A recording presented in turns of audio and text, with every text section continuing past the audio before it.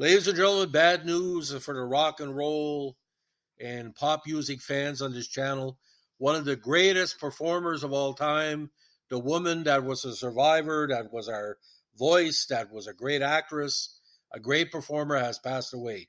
Tina Turner, the singer some have dubbed, of course, the only queen of rock and roll, has passed away at 83. Now, she died peacefully in her Switzerland home after a long illness. Now, according to CBC, she died again in Kuschnack near Zurich, Switzerland, a representative said. She began her career in the 1950s during the early years of rock and roll and evolved into an MTV phenomenon. Now, in the video for her chart-topping song, What Love's Got to Do With It, in which she called Love a Secondhand Emotion, Turner epitomized 1980s style as she strutted through New York City streets with her spiky blonde hair, wearing a cropped jean jacket, miniskirt, and stiletto heels. Now, this came years after the heavy breakup with her abusive husband, Ike Turner, in her Ike and Tina Turner review, where she was being mentally and physically abused on a regular basis. And literally, she left with the clothes on her back. And I think it was like so much dollars and change and a credit card. Now, with her taste for musical experimentation and bluntly worded ballads, Turner gelled perfectly with a 1980s pop landscape in which music fans valued electronically produced sounds and scorned hippie-era idealism. Again, she won 6 of her 8 Grammy Awards in the 1980s. The decade saw her land a dozen songs in the top 40, including Typical Male, The Best, Private Dancer, and Better Be Good to Me. Her famous 1988 show in Rio de Janeiro drew 180,000 people, which remains one of the largest concert audiences for any single performer. Now, what was interesting on Miss Turner, Tina, if you loved her, she would record with everybody, and of course the acting side. Mad Max Beyond Thunderdome.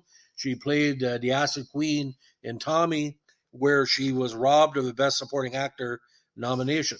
Now, according to CBC, she had suffered a number of health issues in recent years, including cancer, a stroke, and kidney failure. Again, she rose to fame alongside husband Ike, who was one of the originators of rock and roll in the early days of the genre. Now, of course, the biggest song they did together, and probably is still sung more than any other song from the 60s, is, of course, Proud Mary Keep On Burning. And, of course, the classic River Deep Mountain High, which was an epic R&B song, which Celine Dion later covered, but never hit the heights it should have been. Now, she divorced the abusive Ike in 1978 and went on to find even greater success as a solo artist again in the 1980s. She was inducted in the Rock and Roll Hall of Fame in 2021 as a solo artist, having first been inducted alongside Ike in 91. Upon her solo induction, the Hall of Fame noted how she had expanded the once limited era of how a Black woman could conquer stage and be both a powerhouse and a multi-dimensional being, and that's what she was. She was a role model. She was a sex symbol. She was an athlete, really. Now, you see a lot of her influence in modern day, obviously, Janet Jackson, Beyonce, and Rihanna, who basically tried to put together her style on stage. Now, born in Tennessee into a sharecropping family, she first found prominence as one of the backing singers for her husband's band, the Kings of Rhythm.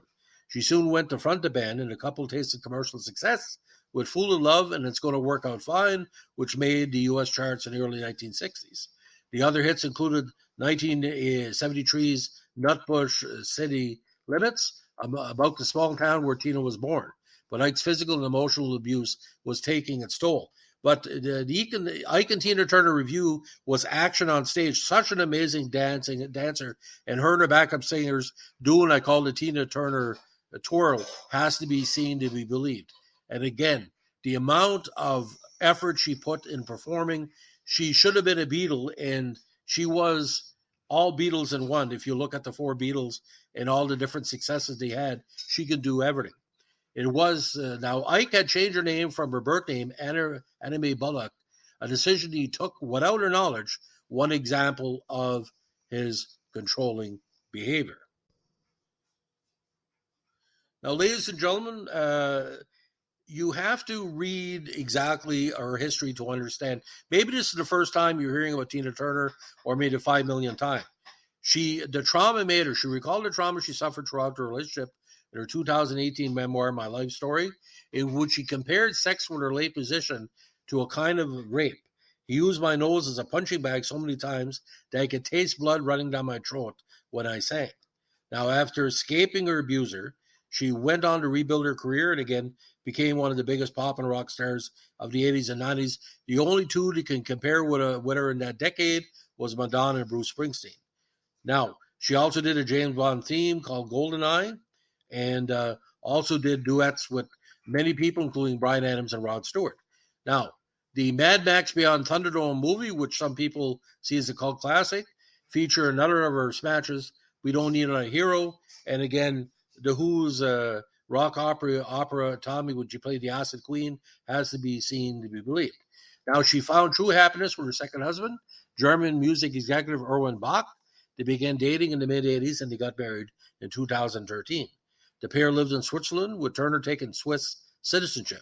He donated one of her kidneys to her in 2017 after it was discovered she was suffering from kidney failure. She also suffered tragedy with the loss of her eldest son, Craig, to suicide in 2018. His father was Turner's former bandmate, Raymond Hill. Another son, Rodney, whose father was Turner, died in 2022.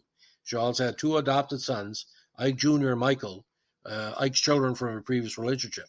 Now, Tina's life story spawned a 1993 biopic titled What's Got Love Got to Do With It, which earned Angela Bassett an Oscar nomination for playing the star. If you can find this on streaming, check it out. One of the best performances of the 1990s. Bassett, tremendous actress.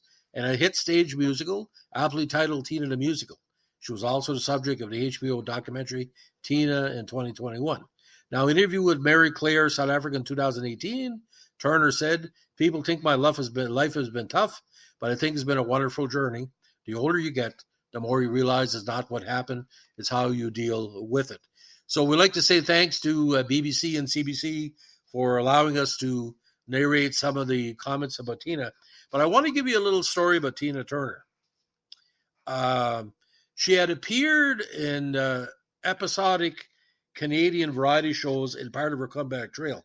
And we forget that Let's Stay Together, she used that as a comeback single. And it had middling success. But when we heard rumors that she was going to Deprive a Dancer album and put that out, my dad said, he said, if she hits big, she's going to be beyond and beyond. This is big. You know, when you hear the word Tina Turner. But Tina Turner was so good, like I said, the performer, the actress, the presenter, a very feminine person, a very sexy person, but a very real person. She was a human being like everybody else. Her biggest fault was hooking up with Ike, but Ike put her on stage and pushed her on. But she opened the doors for the Me Too movement as well, because a lot of people credit her as being the first person to really come forward and say spousal abuse or husband abuse should not be tolerated in any shape or form. Now, how will the modern generation remember Tina Turner? If you're over the age of 30 in Canada, the States, or worldwide, this is a part of your past. You're part of growing up that's lost. She would be played at a wedding, where like Proud Mary and Simply the Best. How many times do you hear Simply the Best at a sporting event when a team wins? Only We Are the Champions. And again, Mick Jagger once said she is the greatest talent ever. And pound for pound, memory for memory, event per event, in the history of this world, the greatest entertainers are like Tina Turner. There is only one Beatles, there only one Who, only one Rolling Stones, only one Bruce Springsteen. There's only one Tina Turner. There's been copycats or pretenders, but you think Tina Turner, I think Survivor. Ironic that a certain lady sang that song Survivor. Think about this for a second. You read about Tina Turner, and she said, don't go the same road I went. She's a cautionary tale, but she was a survivor. And Tina, we love you. We're going to miss you. And don't forget, if you love Tina Turner, after you listen to this podcast, seek out her music, play it, and don't stop playing it, because she sang for us forever. Have a good evening. Bye.